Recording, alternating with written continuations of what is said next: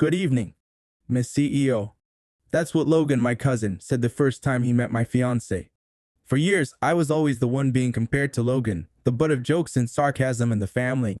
And when they mocked me, saying my fiancée was just imaginary, that was the moment I decided to introduce her to everyone finally. But after that, something else forced me to stand up for myself at risk, watching everything I'd worked so hard to build come crashing down. Hello, everyone. I'm Vincent, founder of a high-end interior design firm that specializes in hotels and resorts. At 30, I have a stable career, a comfortable income that keeps financial stress at bay, and a brilliant fiancée who's currently the CEO of a major construction corporation her father built from the ground up over 30 years ago. To most people looking in from the outside, it probably seems like I have it all. But the truth is, within my own family, I've never been seen as someone to be proud of. No matter what I achieve, it always feels like all the praise and spotlight somehow shine on Logan. My cousin Logan's 2 years older than me. He's always known how to steal the show at family gatherings. He never misses a chance to talk about his million-dollar deals, big-name clients, or anything that makes him look like a rising star at the dinner table. And me, I'm just a guy who once battled severe depression. I was hospitalized at 16 after a failed attempt to end my own life. From that moment on, no matter how hard I tried, to some people, I'd always be the kid who once wanted to disappear from this world. My extended family is huge, around 40 people, scattered across the state, but they always find a reason to gather. Sometimes it's Aunt Laura's birthday. Other times it's Uncle Luke's anniversary, or the usual holidays like Christmas and Thanksgiving. Every few months there's always another family party. I never truly wanted to go to those gatherings.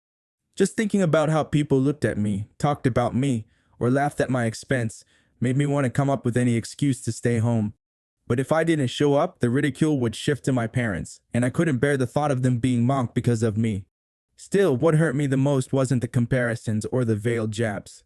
What hurt the most was that, through all those years, not once did my parents ever stand up for me. I still remember the day I graduated from high school when I was 18. The whole family was there. In the middle of the celebration, while everyone was eating and chatting, Uncle Luke suddenly stood up with a glass and roared, "It's such a shame Vincent isn't a real man. A real man wouldn't try to end his life like that." Right after he said it, my dad just gave a half-hearted chuckle. And my mom, she added in that half-joking, half-serious tone I'll never forget, "I wish you were a little more like Logan. I'd be so happy if you were." The whole table burst out laughing. And I just sat there frozen, like I had vanished before them. No one cared how I felt at that moment. From that day on, whenever I had to attend a family gathering, I'd find the quietest corner I could. That was the only way I could protect myself, through silence and distance. But then, when Logan started dating someone and brought her home to meet the family, everything slipped back into the same old cycle. I became the family's punchline again. It was Christmas 2 years ago. Uncle Luke's house was glowing with lights, the table was overflowing with food, and everyone was gathered around Logan, their eyes full of admiration. In the middle of all the chatter, Logan turned to me, raised his glass with a grin and said, "I'm getting married soon. You should find someone too." I gave a slight nod and answered in the calmest voice I could manage, "I already have a girlfriend. I'll bring her around sometime." The second I finished my sentence, Logan laughed, the kind of laugh that made no effort to hide the contempt.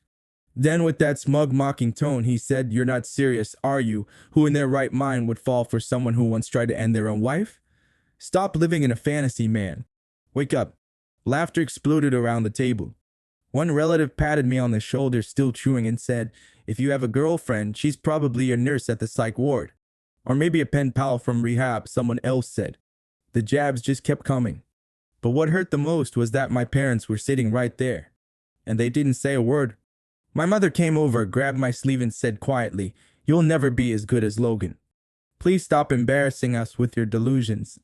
In that moment, I wished I had never been born into this family. And after that day, it became a running gag at every family gathering I attended, the whole imaginary girlfriend thing. Everything peaked about 6 months ago on Logan's wedding day. In the middle of the party, Uncle Luke walked up to me and asked loudly, "So Vincent, you didn't bring your imaginary girlfriend with you today?" This time, I didn't stay quiet. I looked him straight in the eyes and said calmly but firmly, "She's real. She's the CEO of Northbridge Group." And right on cue, Logan swooped in, cutting me off. "Don't push the fantasy too far. I work at Northbridge, and yeah, the CEO is still single." But trust me, there's no way she's dating you. A wave of mocking chuckles rippled through the crowd. This time he's fantasizing about Logan's boss, someone whispered. That company's worth billions. Come on, Vincent. After all that, I just smiled faintly, got up, and found an empty chair far away from all of them. After that day, once I realized that my girlfriend, Riley, was Logan's superior at work, a small idea started forming in my mind. A little surprise. Just 3 months later, the perfect opportunity came. Logan announced he had just been promoted to branch director and threw a celebration party. My mom called, her voice full of pride. Look at Logan. So successful and with a beautiful family. You should learn from him. I didn't say anything. What stung the most was the tone in her voice, like Logan was her real son, and I was just someone she had to tolerate. You might wonder why my parents don't know about my success. The answer is simple. Because in my mother's eyes, the son she once had died when I was 16, the year I tried to end my life.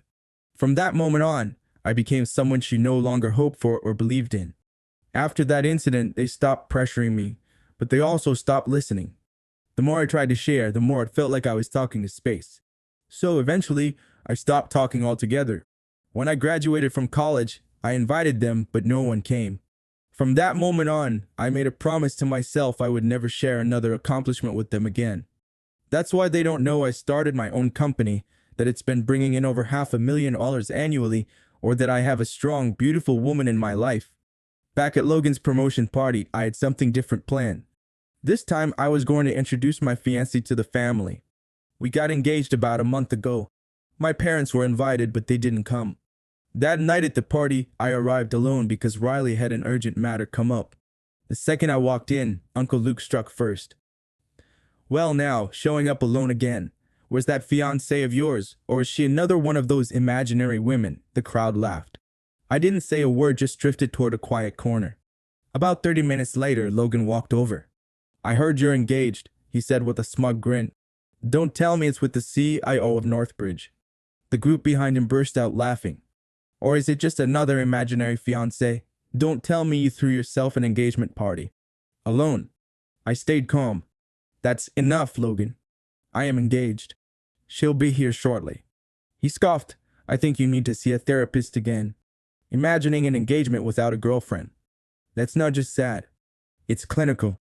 But just then, a sharp, clear voice cut through the noise. Enough, Logan. Everything stopped. All eyes turned toward the entrance. And there she was. Riley, my fiancée, standing tall, poised, and unmistakably authentic. I'll never forget the look on Logan's face. Mouth slightly open, frozen stiff. Riley walked briskly toward me, her eyes fixed only on mine. When she reached me, she offered a soft smile and said, just loud enough for the entire table to hear, Sorry I'm late, Vincent. Took a little longer than I thought to find parking for the Rolls Royce. The entire room felt like it turned to stone. I could hear whispers ripple through the crowd. Wait, she's real? She's gorgeous. But the part that satisfied me the most was Logan's face. He stood there, frozen for a solid 30 seconds, completely rattled. He finally stepped forward, held out his hand toward Riley, and, with a tone void of all arrogance, he said, Good evening, Ms. CEO. In that moment, I knew I didn't have to say a single word. Logan had done all the proving for me. Riley introduced herself to my stunned parents. But the moment didn't last long. Logan's younger brother, Henry, spoke up. Be honest, did Vincent ask you to pretend to be his fiancée? How could a failure like him possibly land someone like you? Riley didn't let it go. She stayed calm and said smoothly, Do me a favor. Pull out your phone, look up Voter Ray Studio, then go to the About Us section. I think you'll find a little surprise. As soon as the words left her mouth, I saw at least her people pull out their phones. I watched the faces around us shift from curious to stunned and finally, unsettled. Uncle Luke blurted out, No way. If he's the founder of Voter Ray, how could none of us know? I turned to him and spoke slowly because you have always assumed I'd never measure up to Logan. And because no one, not even my parents, ever bothered to ask what I've been doing.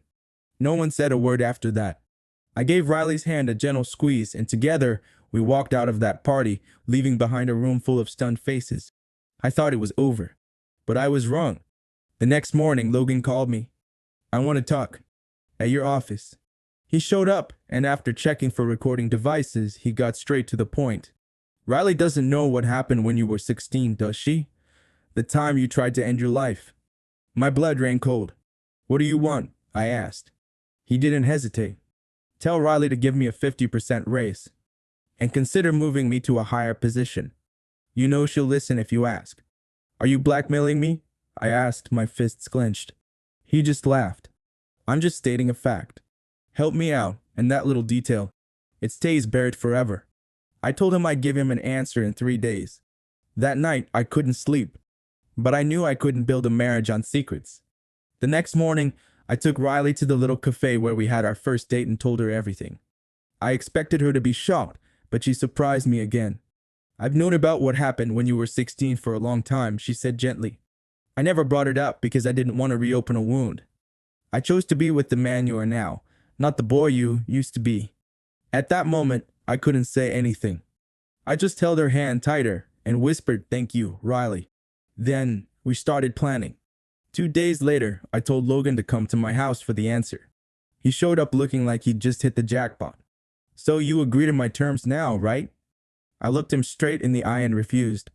He raised his voice. Don't forget, I only need to leak what happened when you were 16, and you'll lose everything. At that moment, from behind a door, Riley's voice rang out. That's enough, Logan.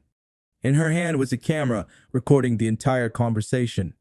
Stop before I turn this video over to the police for blackmail and threats. Logan's face went pale.